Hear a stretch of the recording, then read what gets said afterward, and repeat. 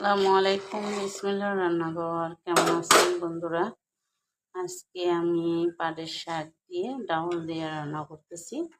আপনাদের মাঝে রেসিপিটা শেয়ার করলাম। আসলে পাটের শাক দিয়ে বোম্বাই মরিচ দিয়ে ডাউল কিন্তু সেই একটা স্বাদ হয়।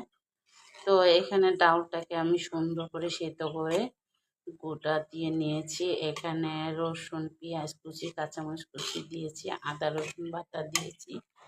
এখন এটা সুন্দর করে জাল আসলে তারপরে গিয়ে আমি একটা বাগার দিব। আসলে বোম্বাই মরিচ দিয়ে ডাল কিন্তু মজা হয়। এই যে দেখেন বোম্বাই মাছগুলা আমি একটু কেটে দিয়ে দিছি।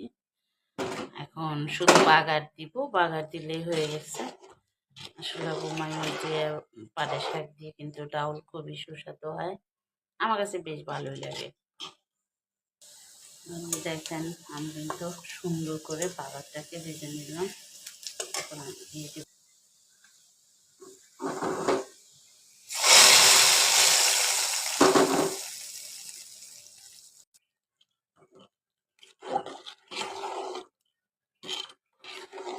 কার কার পাটের শাক পছন্দ এভাবে অবশ্যই কমেন্ট করবেন। ভালো থাকবেন। আল্লাহ হাফেজ। আসসালামু আলাইকুম। ফি আমিনিল্লাহ।